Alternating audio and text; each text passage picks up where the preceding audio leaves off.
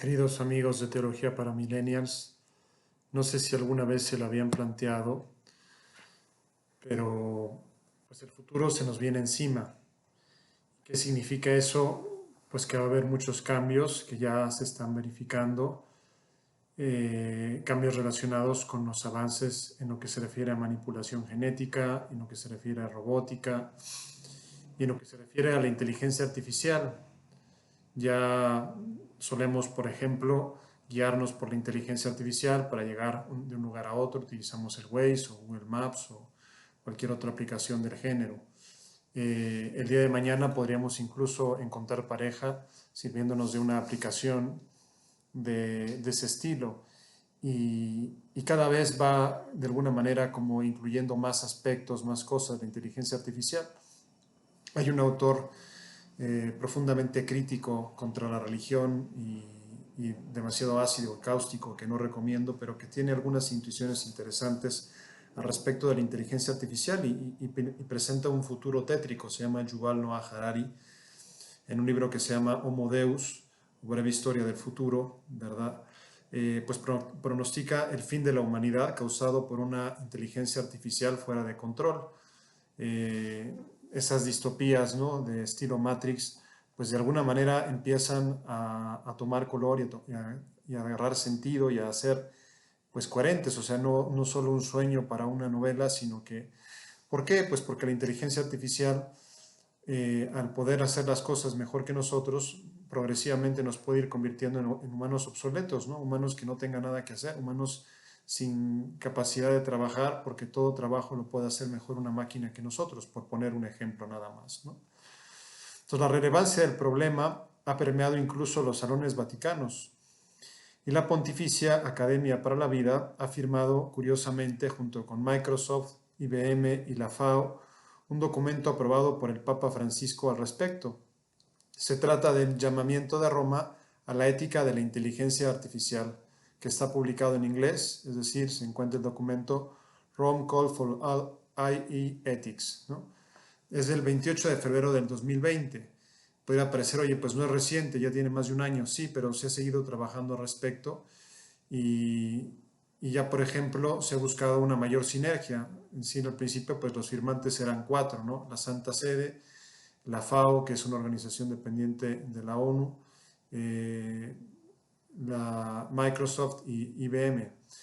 Ahora se intenta que sirva también como instrumento de diálogo interreligioso y se ha invitado a otras religiones monoteístas, en concreto el judaísmo y el islam, como a ser también signatarias o por lo menos a respaldar esa preocupación por una ética de la inteligencia artificial, una ética de los algoritmos. Por eso, a más de un año de su publicación del documento, el Rome Call for Ethics, no ha perdido nada de su actualidad. Y al contrario, ha buscado una sinergia más amplia que sirva incluso de herramienta de diálogo interreligioso, involucrando a representantes de las otras religiones monoteístas para reflexionar al respecto. Incluso el Papa Francisco, en noviembre del 2020, eligió la ética de la inteligencia artificial como su intención de oración mental, de oración mensual. Y en efecto, Francisco propuso para ese mes: recemos para que el progreso de la robótica y la inteligencia artificial estén siempre al servicio del ser humano. Esa fue su intención, o sea, que el progreso de la robótica y de la inteligencia artificial esté siempre al servicio del ser humano. Y Francisco elaboró un sugerente video que te recomiendo buscar en los videos mensuales del Papa. Entonces, eso nos hace reflexionar sobre la inteligencia artificial, que como toda actividad humana no debe sustraerse de la perspectiva ética. Tiene la inteligencia artificial un carácter de medio, un medio muy poderoso para cambiar el mundo y nuestras vidas. Nos corresponde a nosotros dirigirlo de forma que sea para el bien de la humanidad y no en detrimento de ella. Ahora, al encontrarnos en los albores de ese desarrollo, porque está llamado a crecer en forma muy espectacular, muy acelerada, estamos todavía a tiempo de tomar decisiones y encauzar las investigaciones poniéndoles determinados candados para que efectivamente sirvan y no suplanten a la humanidad, es decir, para que no den lugar a una serie de humanos obsoletos. Las recomendaciones morales que ofrece el documento son muy generales, pero es un primer paso tímido pero necesario en la dirección correcta.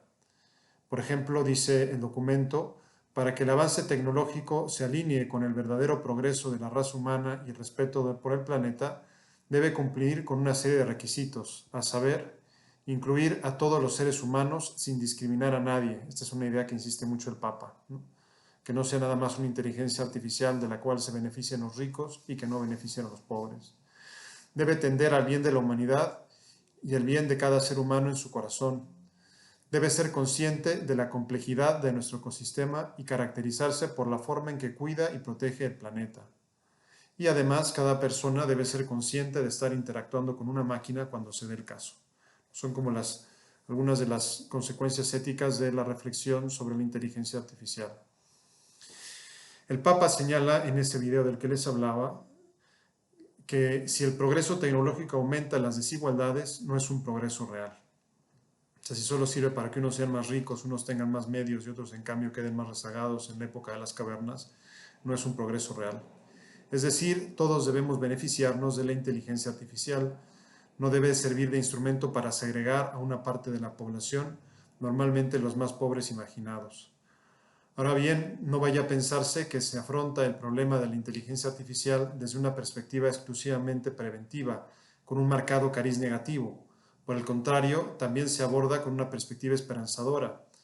Pues, por ejemplo, se espera que para el 2050 seamos 10.000 millones de seres humanos y solo gracias a esa inteligencia artificial va a ser posible alimentarlos a todos. Es decir, también hay muchas esperanzas puestas en el desarrollo de esa inteligencia artificial. No es nada más hay que tener cuidado, sino nos puede ayudar mucho, nos puede ayudar a conseguir alimentar a 10.000 millones de personas, por ejemplo. Es decir, como toda actividad humana tiene sus pros y sus contras, pero reclama urgentemente tomar cartas en el asunto antes de que se nos vaya de las manos. El documento concluye definiendo la algorética según los siguientes principios, que cito. Transparencia. Los principios de la inteligencia artificial deben ser explicables. Inclusión. Deben tener en cuenta las necesidades de todos los seres humanos. Responsabilidad. Quienes diseñan e implementan la inteligencia artificial deben proceder responsablemente. Imparcialidad. No actuar de acuerdo a prejuicios, salvaguardando así la equidad y la dignidad. Fiabilidad, seguridad y privacidad son las características que vuelven ética a la inteligencia artificial. Como vemos, pues queda mucho camino por recorrer.